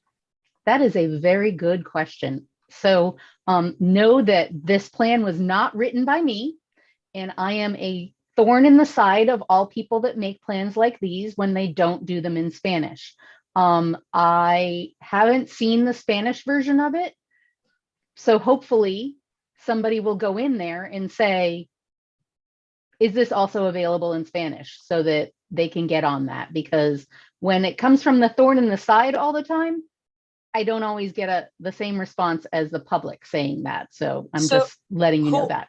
Who are the organizers for this plan then? So it was through a grant from ODOT that the plan was made, and Alta Planning and Design did they have consultants that did the plan. And so I know some of the original outreach was in Spanish, but I'm not sure if the draft plan is also in Spanish. All right, so then if you can just please put the website or whatever it is. I will put a link right here, and then I will also send out an email, and it's posted on the Northwest Transportation Facebook page as well. Thank you, Kathy. You're welcome. Rebecca.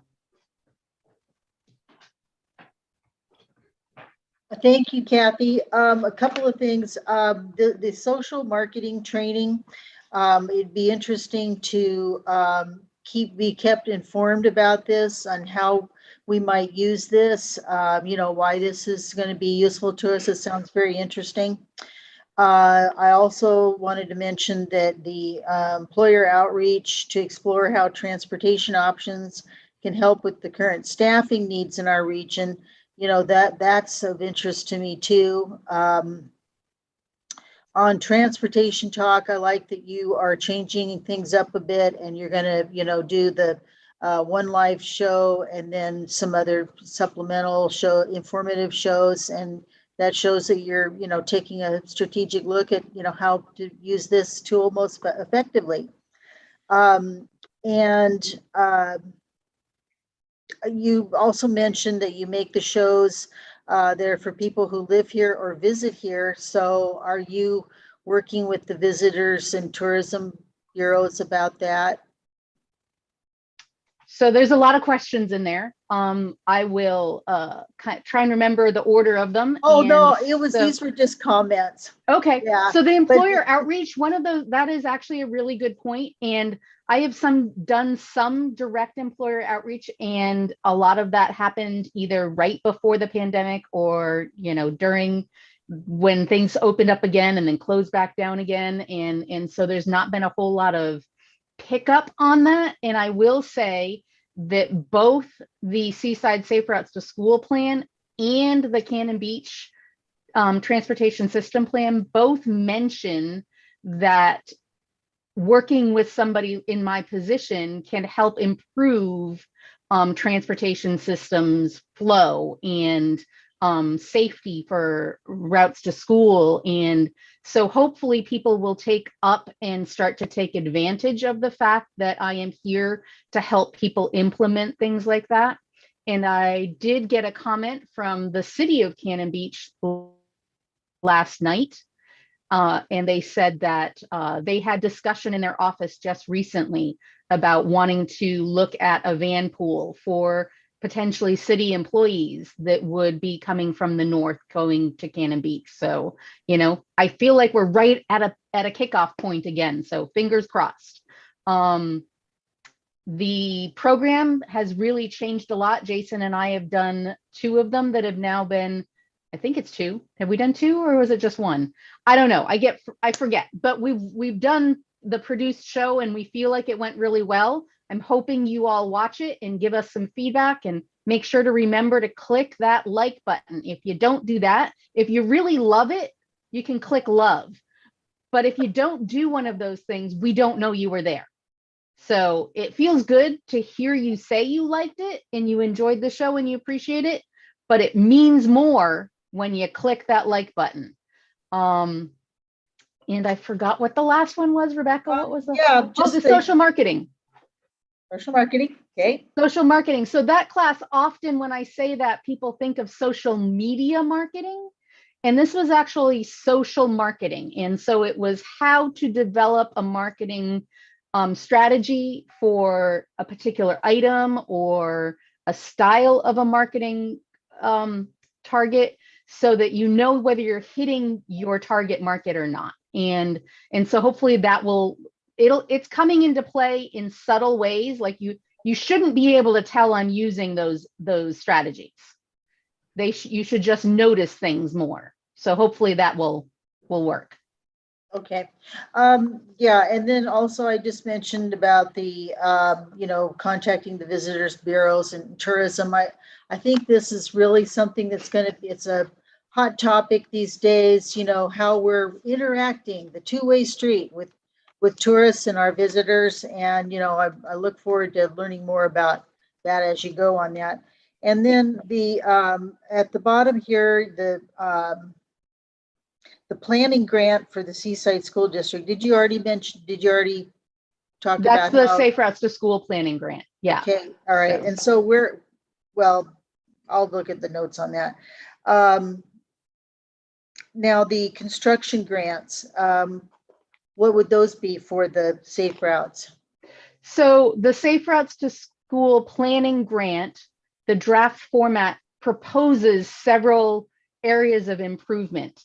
And so the city of Seaside needs to apply for the construction grant monies so they can execute some of the elements of the plan.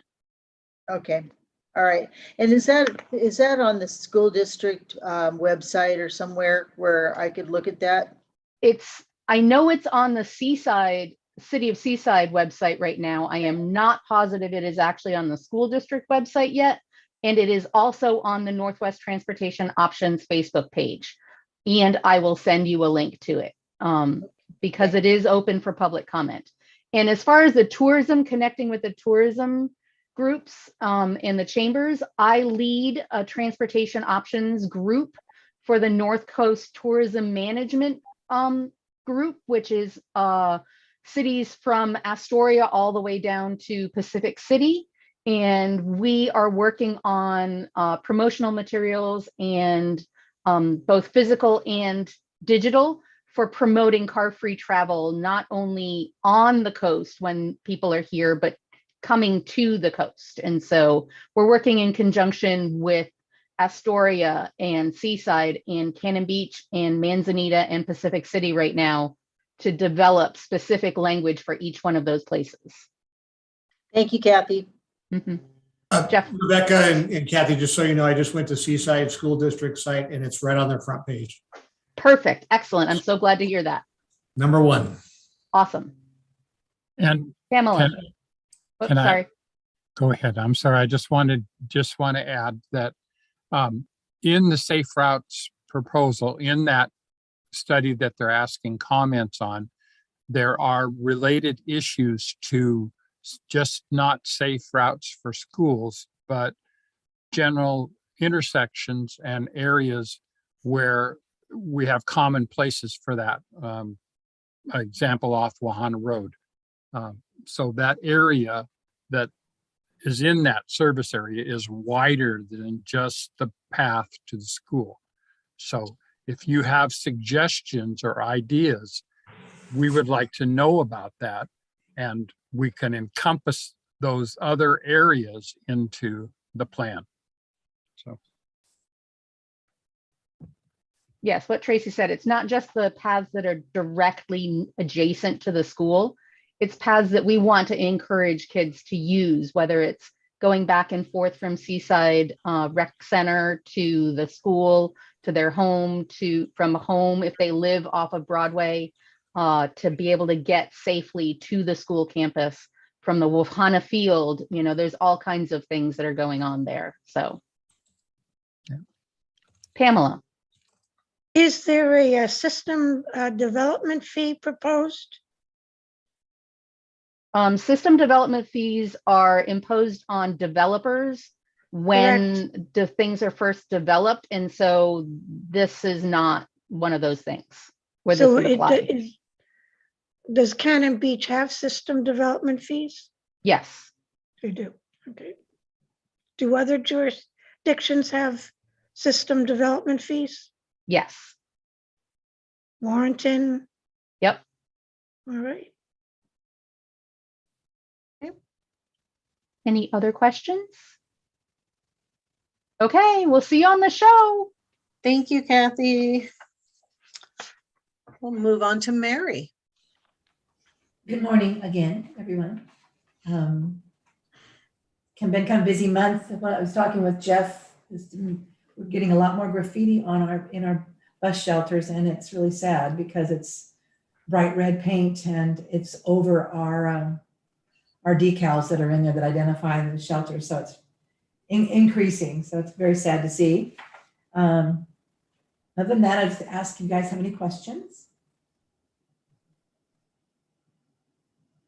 Anything? Okay. I do have one more question myself. I haven't heard this, Kathy, but Warrenton also had Safe Routes to School program, and I believe it was passed, and I was wondering how that's doing, or if they actually put it into place. Or that is a very good question.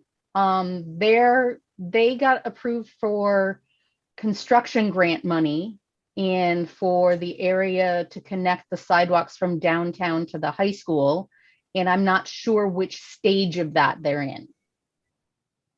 Okay, good to know. I just hadn't heard anything about them for a while. Mm-hmm. Yeah. Good. Okay. All right, thank you. Okay, Pamela? Is there any way or any proposals or possibilities how to prevent or eliminate the graffiti, working with somebody, police, cities? That would be a Paul question, I think. Sad. At this point, no. This is a recent phenomenon, and we really haven't met as a team to develop a strategy. Okay, thank you. Okay, I see Jeff has a question in the chat concerning Tracy, but let's go to that after we hear from Sue. So we'll address Jeff's question before we adjourn today, though. Okay, Sue. Okay, do you have any questions about my report today?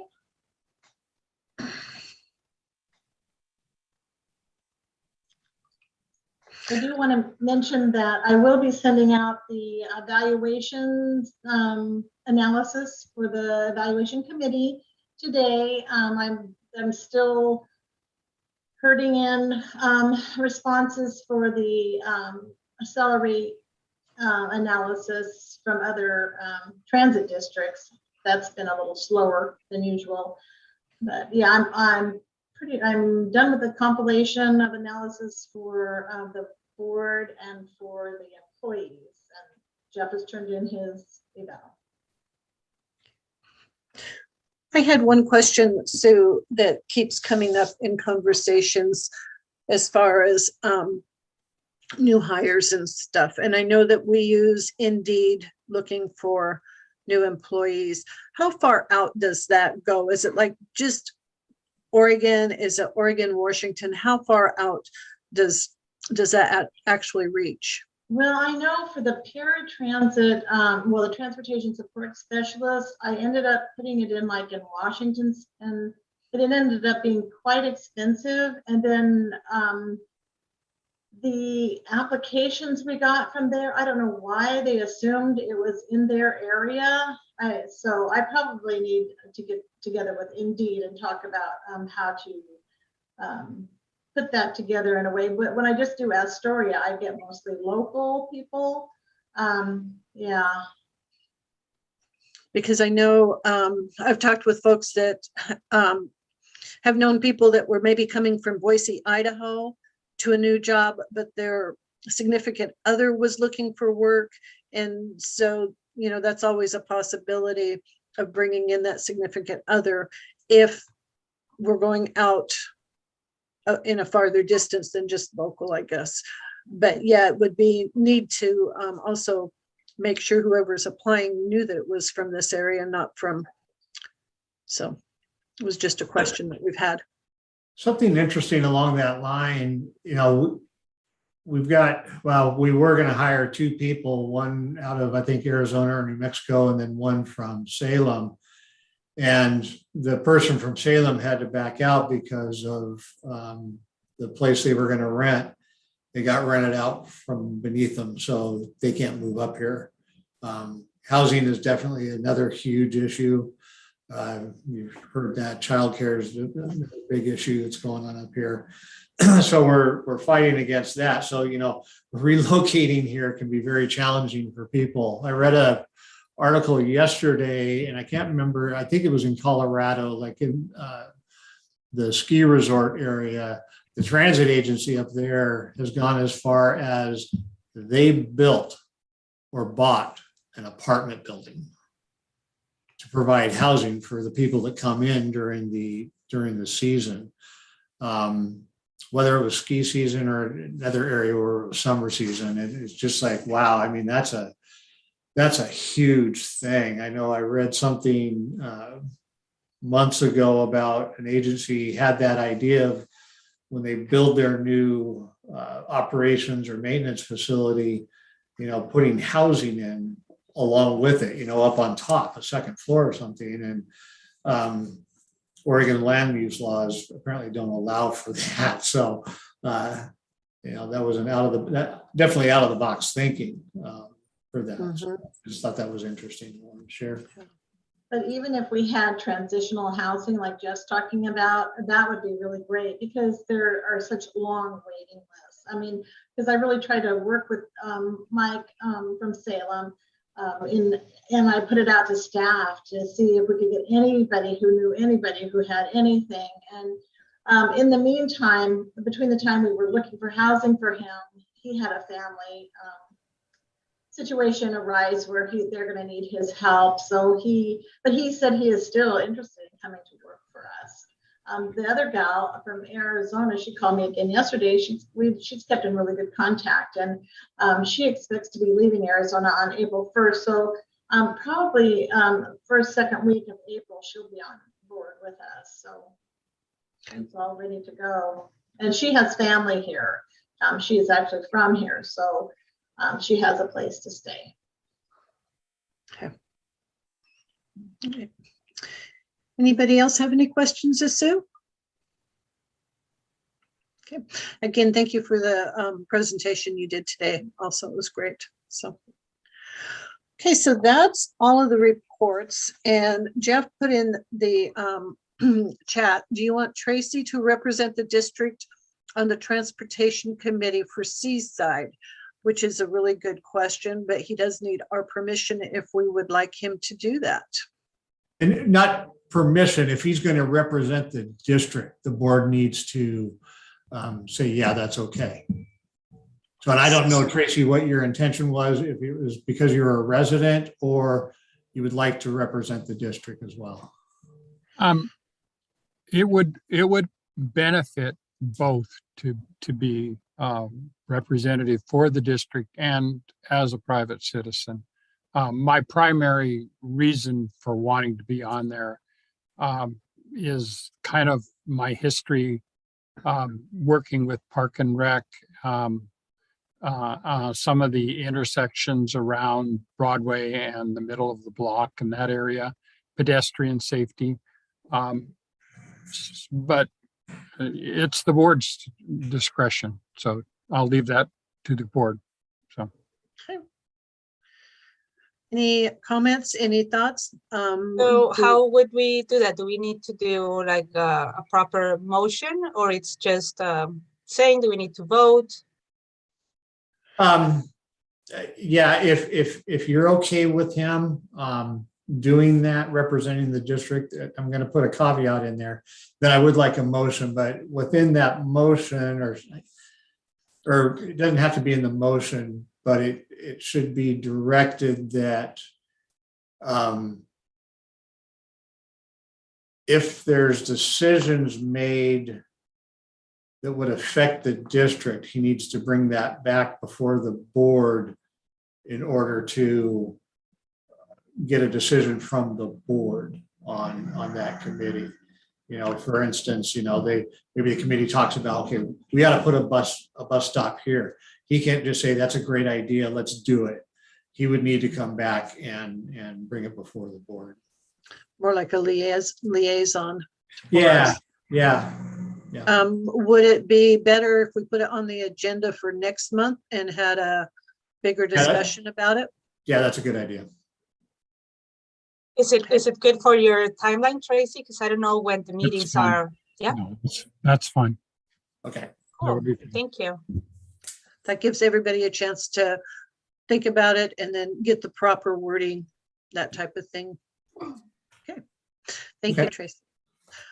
All right. That is the end of our agenda. Is anybody have any other comments before we go? Okay, then I would say that our meeting is adjourned at 11:03 and we'll see everybody next month, if not sooner. Adios. Bye, everybody. Thank Hasta you. Have a good luego. day.